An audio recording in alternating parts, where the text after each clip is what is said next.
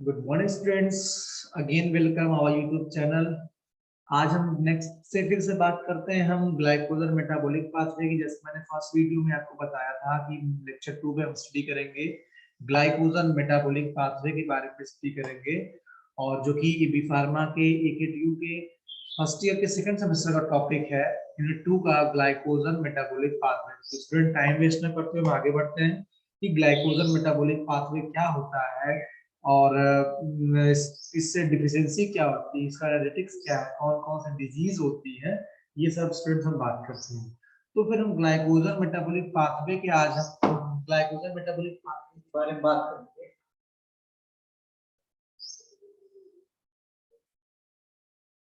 तो स्टूडेंट हम देखेंगे ग्लाइकोजन मेटाबॉलिक पाथवे जो होता है ये मेनली ग्लूकोज रेसिड्यू का मॉलिक्यूल्स है, मतलब ग्लूकोज मॉलिक्यूल्स के alpha 1 4 and alpha 1 6। It means जब हम ग्लूकोज का स्ट्रक्चर ड्रॉ करेंगे तो उसके अल्फा पोजीशन मतलब कि आर्थो पोजीशन पे 1,4 और बीटा एंड अल्फा 1,6 पोजीशन पे ग्लाइकोसिडिक बॉन्ड से क्या होगा, ये लिंक हुआ हो, that is known as the glycogen metabolic pathway. फिर से हम देखते हैं glycogen is a polymer of glucose residue linked by alpha 1 4 and alpha 1 6 glycosidic bond।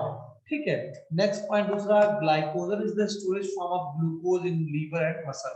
जो मेरा ग्लाइकोजन पाथवे है किस फॉर्म में हमारे बॉडी में स्टोर है, ग्लूकोज के फॉर्म में। किस फॉर्म में, ग्लूकोज के फॉर्म में हमारे बॉडी में स्टोर है। कहां कहां, लीवर में और मसल्स में। ठीक है स्टूडेंट, ठीक है। नेक्स्ट हम पढ़ते हैं ग्लाइकोजन मेटाबॉलिक पाथवे के बारे में। तो हमें ग्लाइकोजन मेटाबॉलिक पाथवे को दो भाग में डिवाइड किया गया, पहला ग्लाइकोजेनेसिस के बारे में और दूसरा ग्लाइकोजिनोलाइसिस के बारे में। इट मींस जब इस टॉपिक से क्वेश्चन आएगा तो हम ये दो चीज पढ़ेंगे, एक पढ़ेंगे ग्लाइकोजेनेसिस और दूसरा पढ़ेंगे ग्लाइकोजिनोलाइसिस। ठीक है स्टूडेंट, इसमें बेसिक डिफरेंस है कि ग्लाइकोजेनेसिस क्या आता है, ग्लाइकोजन से ग्लूकोज का बनना। फिर सुनते हैं, synthesis of glycogen from glucose is known as the glycogenesis.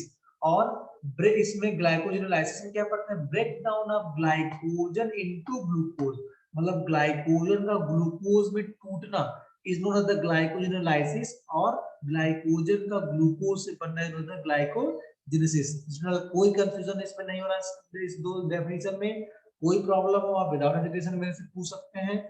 अब हम बात करते हैं ग्लाइकोजिनोलाइसिस, इसकी साइकिल हम पढ़ते हैं जो कि ग्लाइकोजन मेटाबॉलिक पाथवे में पढ़ना है। तो ग्लाइकोजेनेसिस के बारे में अगर हम स्टडी की जाए तो देखा जाए हमें यहाँ कि ग्लूकोज से हम क्या बना रहे हैं, ग्लूकोज 6 फॉस्फेट। क्या बना रहे हैं, ग्लूकोज से हम ग्लूकोज 6 फॉस्फेट का फॉर्मेशन कर रहे हैं बाय द एंजाइम। यहाँ क्या हो रहा है, एक्टिवेट हो रहा है। कौन सा एंजाइम है, हेक्सोकाइनेज। हेक्सोकाइनेज एंजाइम एक्टिवेट हो रहा है और क्या बना रहा है, ग्लूकोज 6 फॉस्फेट बना रहा है। कैसे, by the ATP adenosine triphosphate, adenosine diphosphate में कन्वर्ट हो रहा है। तो क्या बन रहा है, ग्लूकोज 6 फॉस्फेट का फॉर्मेशन हो रहा है। अब ग्लूकोज 6 फॉस्फेट स्टूडेंट क्या बन रहा है, ग्लूकोज 1 फॉस्फेट। क्या बन रहा है, ग्लूकोज 1 फॉस्फेट। ग्लूकोज 1 फॉस्फेट से कैसे, by the activating the enzyme phosphoglucomutase. क्या, by the help of the enzyme phosphoglucomutase enzyme यहाँ काम कर रहा है। अब तो क्या बन रहा है, ग्लूकोज 1 फॉस्फेट। फिर से हम देख रहे हैं, इसमें ध्यान देना यहाँ से, ग्लाइकोजन मेटाबॉलिक पाथवे दो भाग में डिवाइड है।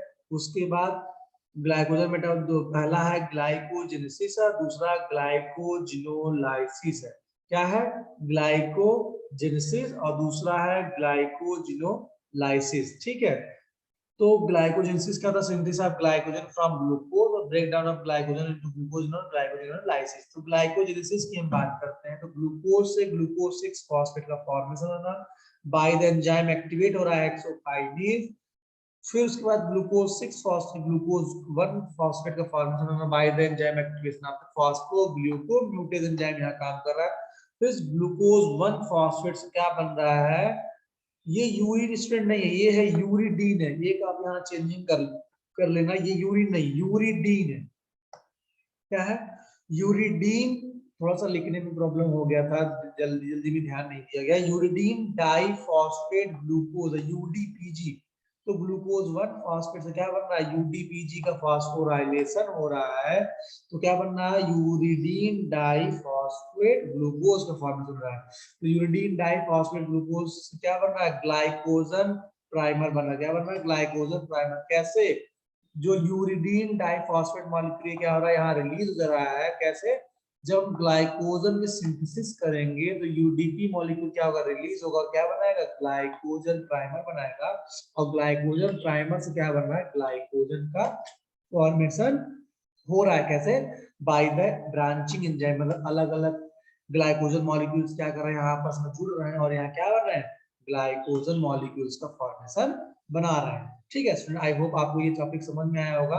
अगर कोई इसमें प्रॉब्लम आती है तो आप मेरे से डिस्कस कर सकते हैं। नेक्स्ट, अब दूसरा उसी में था, जैसे पहला था यहाँ ग्लाइकोजिनोलाइसिस था, दूसरा था ग्लाइकोजिनोलाइसिस था। अब हम इस सेकंड वाले में बात करते हैं ग्लाइकोजिनोलाइसिस के बारे में। अगर हम बात की जाए तो देखते हैं यहाँ कि ग्लाइकोजिनोलाइसिस में कि break down of glycogen to glucose में होता है ग्लाइकोजिनोलाइसिस। तो ग्लाइकोजन मॉलिक्यूल किसमें फॉर्मेशन हो रहा है, ग्लूकोज 1 फॉस्फेट में। किसमें, ग्लूकोज 1 फॉस्फेट। कैसे, बाय द एंजाइम फास्फोराइलेज एंजाइम यहाँ काम कर रही है कैसे, ग्लूकोज 1 फॉस्फेट बनाने में। ठीक है, ग्लूकोज 1 फॉस्फेट से क्या बना है, ग्लूकोज 6 फॉस्फेट का फॉर्मेशन हो रहा है। कैसे, बाय द फॉस्फोग्लूकोग्लूकेज एंजाइम यहाँ काम कर रही है। तो क्या बना रही है, ग्लूकोज 6 फॉस्फेट बना रही है। और ग्लूकोज 6 फॉस्फेट से क्या बन रहा है, ग्लूकोज मॉलिक्यूल बन रहा है। क्या बन रहा है, ग्लूकोज मॉलिक्यूल। कौन सा एंजाइम काम कर रहा है यहाँ, हेक्सोकाइनेज एंजाइम यहाँ काम कर रहा है इसका फॉर्मेशन करने में। ठीक है, तो हमने दोनों तरफ से देख लिया कि ग्लूकोज मॉलिक्यूल कैसे बढ़ाया जाए। अगर स्टूडेंट्स एक नॉर्मल सा अगर हम बात ध्यान दें यहाँ इसके पाथवे में, तो देखा जाए कि हमें लगता है, हम लोग को दिख रहा होगा कि जैसे हमने प्रीवियस पढ़ा पाथवे जो है ग्लाइकोजेनेसिस जो पढ़ा था, लगभग लगभग यहाँ से ये पाथवे सेम देखा जाएगा। ये ग्लूकोज 6 फॉस्फेट से ये एज अपोजिट हो रहा है ऐसे, ये यहाँ से यहाँ जा रहा है, लेकिन ये यहाँ से ये पाथवे यहाँ आ रहा है। ठीक है, अब हम बात करते हैं ग्लाइकोजन स्टोरेज डिजीज की, जो हमने बताया था कि हम उसमें स्टडी करेंगे। ग्लाइकोजन स्टोरेज डिजीज में हम स्टडी करेंगे। तो ग्लाइकोजन स्टोरेज डिजीज क्या होती है, जिसको हम बोलते हैं जीएसडी डिजीज की बात की जाती है। तो those problems occurs during glycogenesis, during synthesis and during glycolysis या during breakdown refers to the glycogen disease। मतलब कहने का ग्लाइकोजन डिजीज कैसे होती है, जब जो है जब ग्लाइकोजन का सिंथेसिस होता है और जब ग्लाइकोजन का ब्रेकडाउन होता है, तब जो है ये डिजीज कॉज करती है। कौन सी, ग्लाइकोजन स्टोरेज डिजीज कब होती है, ये प्रॉब्लम कब आती है, ग्लाइकोजेनेसिस, जब जब ग्लाइकोजन का सिंथेसिस होता है और ग्लाइकोजन का ब्रेकडाउन होता है, तब ये प्रॉब्लम आती है। उसको हम क्या बोलते हैं, ग्लाइकोजन स्टोरेज डिजीज कहा जाता है।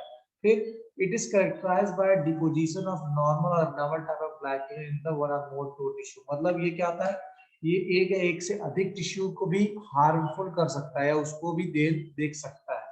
अब हमें इसमें पढ़नी थी दो डिजीज पढ़नी, टाइप 1 वॉन जर डिजीज पढ़नी, दूसरी पढ़नी है फॉर्म डिजीज के बारे में स्टडी करना है। इसमें वो डिजीज कौन कौन सी होती है। अब जब वॉन जर डिजीज के बारे में पढ़ेंगे, तो इसमें एक होता है फास्टिंग हाइपोग्लाइसीमिया, होता है लैक्टिक एसिडेमिया होता है। फास्टिंग हाइपोग्लाइसीमिया क्या होता है, डिफेक्ट इन ग्लूकोज 6 फॉस्फेट, मतलब ग्लूकोज 6 फॉस्फेट का फॉर्मेशन नहीं हो पाता है।